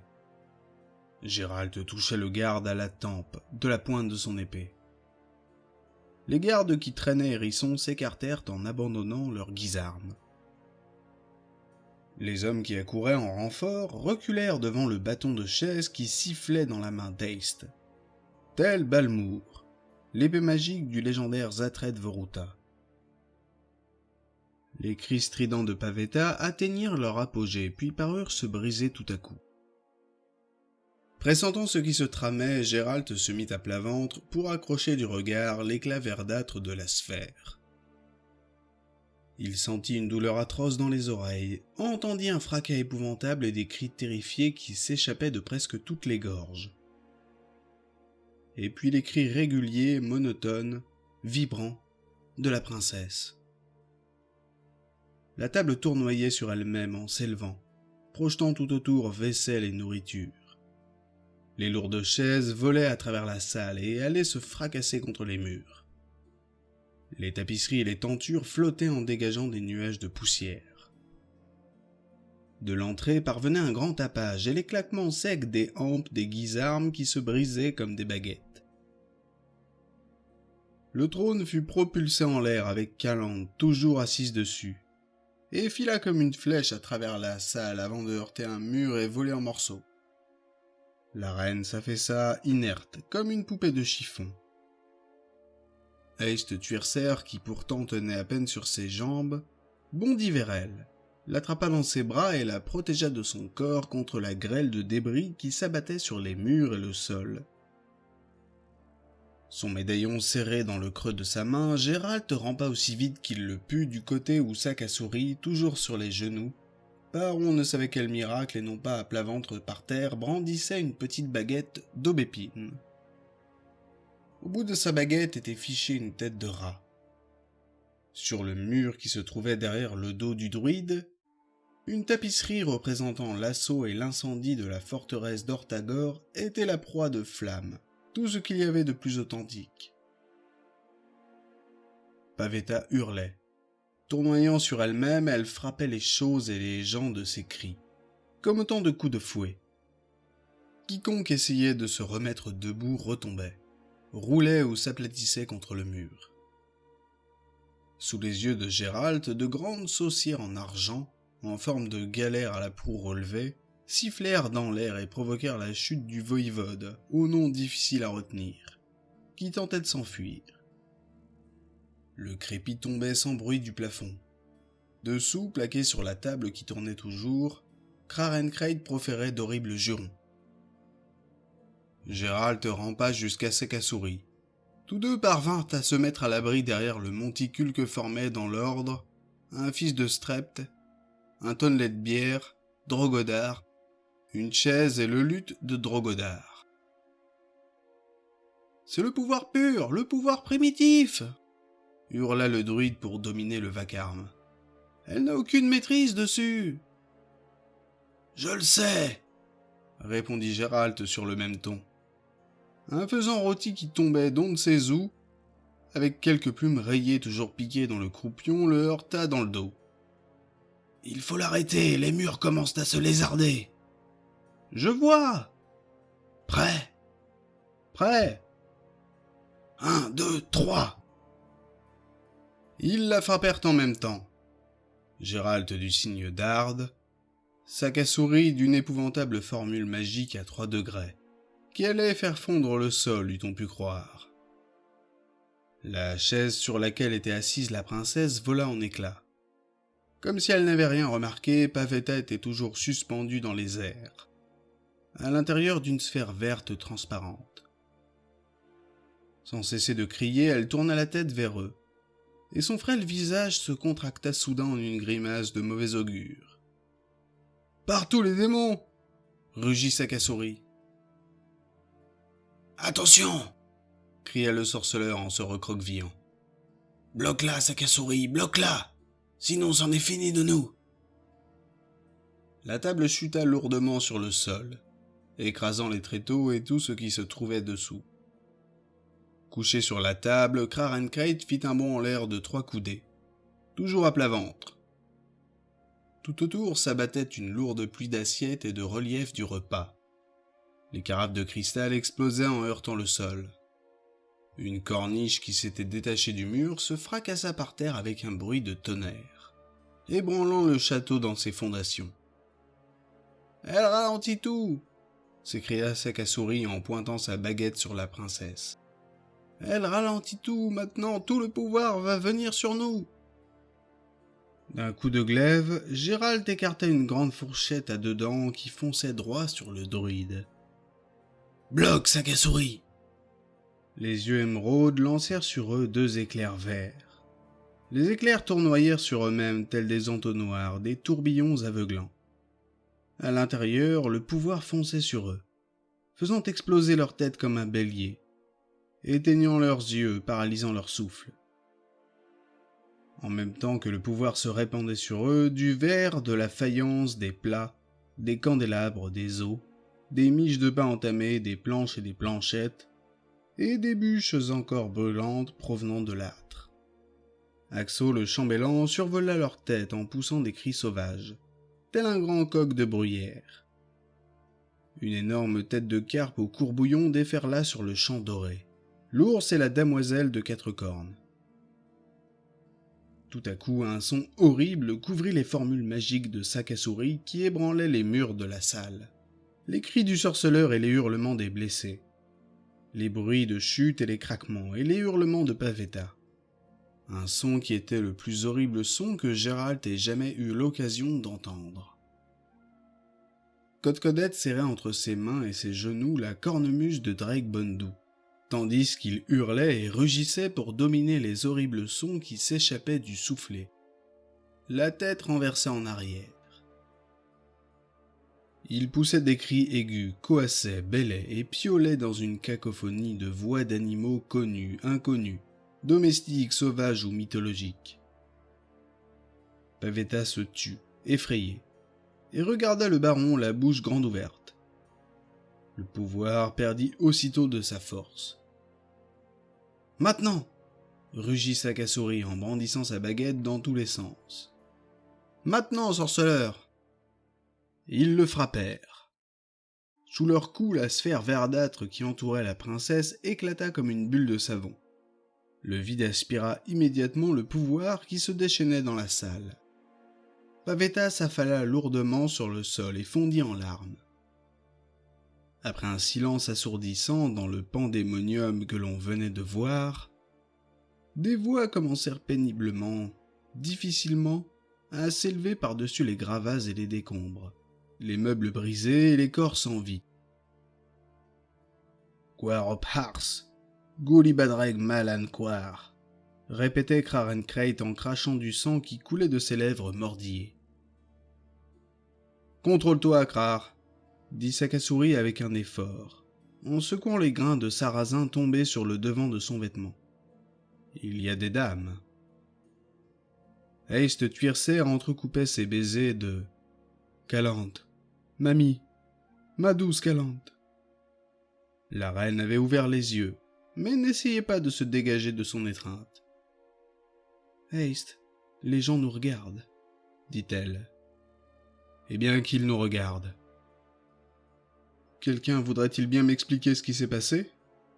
demanda le maréchal Visgerd en rampant de dessous une tapisserie arrachée du mur.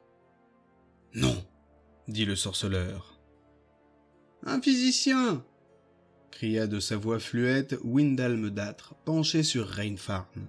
« De l'eau !» cria un des frères de Strept, en étouffant avec son pourpoint une tapisserie qui se consumait. « De l'eau, vite !»« Et de la bière !» réussit à dire Codcodette d'une voix rauque. Quelques chevaliers encore capables de tenir debout essayaient de relever Pavetta. Mais la princesse refusa leur aide. Elle se leva seule et d'un pas chancelant se dirigea vers la cheminée, près de laquelle se trouvait Hérisson, adossé au mur, qui cherchait maladroitement à se débarrasser des plaques de son armure, tachées de sang. « La jeunesse d'aujourd'hui !» explosa Sakasuri en regardant de leur côté. « Ils commencent tôt, et ils n'ont que cette idée en tête. »« Quelle idée ?»« Comment ça, sorceleur ? Tu ne sais pas que si Pavetta avait été vierge, autrement dit que si son hymen avait été intact, elle n'aurait pas pu utiliser le pouvoir. »« Je me moque de sa virginité, » marmonna Gérald. « D'où tient-elle ses capacités ? À ce que je sais, ni de Calante, ni de Rogner. »« Elle les a héritées en sautant une génération, ça ne fait aucun doute, » dit le druide. Sa grand-mère Adalia levait un pont-levis d'un froncement de sourcils. « Hé, Gérald, regarde-moi ça. Elle n'a pas encore son content. » Calante, toujours agrippée au bras d'Heist Tuircer, montra Hérisson blessé aux gardes. Gérald et Sakasuri s'approchèrent aussitôt de lui, mais c'était déjà inutile. Les gardes reculèrent d'un bond de la silhouette à moitié couchée, en chuchotant et en marmonnant. L'horrible gueule de Hérisson s'effaça, s'estompa. Ses contours commencèrent à disparaître. Les piquants et les soies ondoyèrent, puis se métamorphosèrent en beaux cheveux bouclés brillants, et en une barbe qui encadrait un visage pâle aux traits virils, anguleux, orné d'un nez proéminent. « Qu'est-ce qui... » bredouilla Heist Tuircer. « Qui est-ce ? C'est Hérisson ?»« C'est Denis, » dit tendrement Pavetta. Calante détourna la tête, les lèvres pincées. « Il a subi un sort, marmonna Heist. Mais comment? Minuit vient de sonner, dit le sorceleur. À l'instant. La cloche que nous avons entendue tout à l'heure n'était qu'un malentendu, une erreur du sonneur. N'est-ce pas, Calante? Oui, oui, gémit le prénommé Denis en répondant à la place de la reine, laquelle d'ailleurs n'avait pas l'intention de répondre. Mais peut-être qu'au lieu de discuter, quelqu'un pourrait m'aider à retirer mon armure et appeler un physicien. Ce fou de Renfard m'a fait une entaille sous une côte. À quoi bon un physicien? Dit Sakasuri en sortant sa baguette. Calante se mit debout et dressa fièrement la tête. Assez, ça suffit. Dès que les choses seront rentrées dans l'ordre, je veux vous voir dans mon cabinet. Tous autant que vous êtes. Heist, Pavetta, Sakasuri, Gérald et toi, Denis. Sakasuri? Oui, reine. Est-ce que ta baguette? Je me suis brisé la colonne vertébrale et les alentours. À vos ordres, reine. Une malédiction, poursuivit Denis en se frottant les tempes. Depuis ma naissance, je n'ai jamais su ce qui a été la cause de ce sort qui m'a été jeté, ni qui l'a jeté. De minuit à l'aube, je suis un homme normal, et de l'aube à... Vous avez vu. Akerspark, mon père, voulait le cacher. À Merte, les gens sont superstitieux. Des sorts et des malédictions jetées sur la famille royale auraient pu être fatales à la dynastie. J'ai quitté le château avec un chevalier de mon père, qui m'a élevé. Je suis devenu le valet de ce chevalier errant. Nous avons parcouru le monde. Quand il est mort, j'ai voyagé seul. J'ai fini par apprendre, je ne sais plus comment, que je pouvais être délivré de cette malédiction par un enfant surprise. Quelque temps après, j'ai rencontré Rogner. Vous connaissez la suite. Nous connaissons la suite, ou plutôt nous la devinons, acquiesça Calante d'un signe de tête. Nous savons, en particulier, que tu n'as pas attendu les 15 années sur lesquelles tu t'étais entendu avec Rogner pour tourner la tête de ma fille. Pavetta, depuis combien de temps? La princesse prit un air contrit et leva un doigt. Eh bien, petite sorcière, sous mon nez. Celui qui l'a laissé entrer dans le château la nuit aura de mes nouvelles. Mais je vais d'abord m'en prendre aux dames de la cour avec laquelle tu es allé cueillir des primes verts. Des primes verts par tous les diables. Et qu'est-ce que je dois faire de vous maintenant? Calante, commença Heist. Chaque chose en son temps, Tuerser. Je n'ai pas encore fini. Denis, l'affaire s'est beaucoup compliquée. Tu es l'ami de Pavetta depuis 1 an, et alors? Alors rien. C'est-à-dire que tu as obtenu au meilleur prix le serment d'un père qui n'était pas celui qu'il aurait dû être. Le destin s'est moqué de toi. Quelle ironie du sort, comme dit Gérald de Rive ici présent. Au diable le destin, les serments et l'ironie, grimaça Denis. J'aime Pavetta, et elle m'aime. C'est la seule chose qui compte. Tu ne peux pas couper chemin à notre bonheur, reine. Je le peux, Denis. Je le peux. Et comment? Dit Calante en souriant d'un de ses impénétrables sourires. Mais pour ton bonheur, je ne le veux pas. J'ai une dette envers toi, Denis. Pour le reste, tu sais, j'étais décidé. Je devrais te demander pardon, mais c'est une chose que je n'aime pas beaucoup faire. Alors je te donne Pavetta et ainsi nous serons quittes. Pavetta, tu n'aurais pas changé d'avis? La princesse fit signe que non, en hochant la tête avec ferveur. Merci, dame Calante, merci, sourit Denis. Tu es une reine sage et magnanime. Bien sûr que oui, et belle. Belle, oui. Vous pouvez rester tous les deux à Cintra si vous le désirez. Ici les gens sont moins superstitieux qu'à Maerte, et ils s'habitueront vite. D'ailleurs, même en tant que hérisson, tu étais plutôt sympathique. La seule chose, c'est que tu ne peux pas compter sur le trône pour le moment. J'ai l'intention de gouverner encore un peu aux côtés du nouveau roi de Cintra. le noble Heist Tuercer de Skellige m'a demandé. Calante. Oui, Heist, j'accepte. Je n'avais jamais encore entendu de déclaration d'amour en étant allongé par terre au milieu des débris de mon propre trône. Mais comment as-tu dit, Denis? C'est la seule chose qui compte. Que personne ne s'avise de couper chemin à mon bonheur. C'est un bon conseil que je donne. Mais qu'avez-vous à me regarder avec ces yeux ronds? Je ne suis pas encore aussi vieille que vous pouvez le penser en voyant ma fille presque mariée. La jeunesse d'aujourd'hui, marmonna Sakasuri. La pomme ne tombe jamais loin du... Qu'est-ce que tu marmonnes, sorcier? Rien, dame Calante. C'est bien.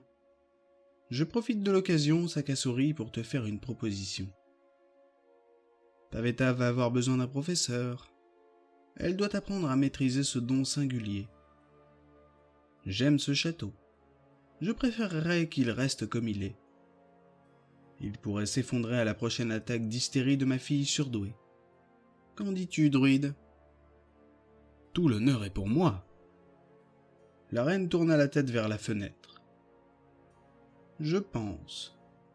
Le jour commence à poindre. Il est temps. Elle se retourna subitement vers Pavetta et Denis, qui chuchotaient en se tenant la main et en se mangeant le blanc des yeux. « Denis. »« Oui, reine. »« Tu entends ? Le jour commence à poindre. Il fait déjà jour, et tu... » Gérald regarda Sakasuri. Sakasuri regarda Gérald et tous deux se mirent à rire. « Qu'est-ce que vous trouvez de si drôle, sorcier ? Ne voyez-vous pas... » ?»« Si, nous le voyons, » l'assura Gérald. « Nous attendions que tu le remarques toi-même, » dit Sakasuri. « J'étais curieux de voir si tu allais comprendre. »« Comprendre quoi ? » ?»« Que tu as rompu le charme. C'est toi qui l'as rompu, » dit le sorceleur. « Le destin s'est accompli au moment même où tu disais à Denis « Je te donne Pavetta. » Précisément, confirma le druide. Par tous les dieux, dit lentement Denis. Alors enfin, diantre, je pensais que je serais très heureux, que les trompettes ou quelque autre instrument se mettraient à jouer. C'est la force de l'habitude. Reine, merci. Pavetta, tu entends? Oui, dit la princesse, les yeux toujours baissés. Ainsi, soupira Calante en posant sur Gérald un regard las. Tout est bien qui finit bien.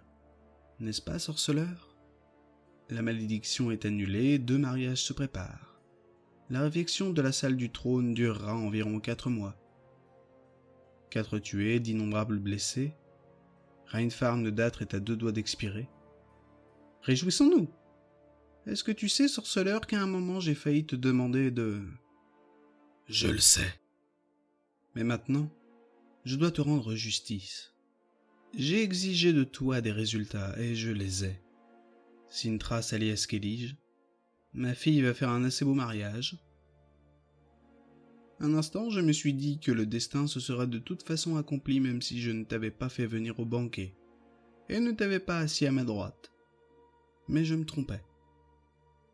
Le poignard de Reinfarn aurait pu changer le cours du destin. Et c'est ton épée dans ta main de sorceleur qui l'a empêché de frapper. Tu as fait du beau travail, Gérald. Voyons maintenant la question du prix. Dis-moi combien tu demandes. Attendez, dit Denis en tâtant ses côtes bandées. Il est question du prix, dites-vous. Mais c'est moi qui suis votre débiteur. C'est à moi qu'il appartient de... Ne m'interromps pas, mon gendre, dit Calante en sciant. Ta belle-mère ne supporte pas qu'on l'interrompe. Ne l'oublie jamais, et sache que tu n'es le débiteur de personne. En fait, c'était toi l'objet du contrat que j'avais conclu avec Gérald de Rive. Je t'ai dit que nous étions quittes et je ne vois pas pourquoi je devrais indéfiniment m'excuser pour toute cette affaire. Mais je suis tenu de respecter le contrat. Allez, Gérald, dis-moi ton prix. Bien, dit le sorceleur. Je te demande ton écharpe verte, Calante. Elle me rappellera la couleur des yeux de la plus belle reine que je connaisse. » Calante éclata de rire, détacha de son cou son collier d'émeraude. « Les pierres de ce petit bijou, dit-elle, ont un reflet plus approprié. Garde-les avec mon meilleur souvenir. »« Puis-je ajouter quelque chose ?» demanda timidement Denis. « Mais bien sûr, mon gendre, bien sûr. Je persiste à dire que c'est moi qui suis ton débiteur, sorceleur. C'est ma vie qui menaçait le poignard de Renfarn. Sans toi, les gardes m'auraient assommé. Puisqu'il est question du prix, c'est à moi de le payer. Je te garantis que j'en ai les moyens. Dis-moi ton prix, Gérald. »« Denis, » dit lentement Gérald, « un sorceleur auquel on pose pareille question doit demander qu'elle lui soit répétée. » »« Alors je te la répète. Car vois-tu, je suis ton débiteur pour une autre raison encore. Lorsque j'ai appris qui tu étais dans la salle du trône, je t'ai détesté et j'ai pensé beaucoup de mal de toi. Je te prenais pour un instrument aveugle et avide de sang, pour quelqu'un qui tue froidement sans se poser de questions, qui essuie le sang sur sa lame et compte son argent. Mais j'ai compris que le métier de sorceleur est en fait digne de respect. Tu nous défends non seulement contre le mal tapi dans l'ombre, mais aussi contre celui qui est tapi en nous. C'est dommage que vous soyez si peu nombreux. » Calante sourit. Pour la première fois de la nuit, Gérald fut tenté de penser que c'était un sourire naturel. « Mon gendre a bien parlé. Je dois ajouter 2 mots à son discours, » dit la reine. « Seulement 2. Pardon, Gérald. »« Et moi, » dit Denis. « Je le répète, quel est ton prix ?»« Denis, Calante Pavetta. Et toi, Turcer, loyal chevalier, futur roi de Cintra. Pour devenir sorceleur, il faut naître dans l'ombre du destin. Et peu d'individus naissent dans l'ombre du destin. Voilà pourquoi nous sommes si peu nombreux. Nous vieillissons, nous mourons, sans avoir à qui transmettre notre savoir, nos compétences. Nous manquons de successeurs. Or, le monde est envahi par le mal, qui n'attend qu'une chose, que nous venions à manquer. »« Gérald, » murmura Calante. « Oui, tu ne te trompes pas, reine. »« Denis, tu me donneras ce que tu possèdes déjà, et dont tu ignores encore l'existence. Je reviendrai à Cintra dans 6 ans, pour vérifier que le destin s'est montré clément envers moi. »« Pavetta !» s'exclama Denis avec des yeux ronds. « Tu n'es tout de même pas... »« Pavetta !» s'écria Calante. « Est-ce que tu es... » La princesse baissa les yeux en piquant un phare, et puis elle répondit.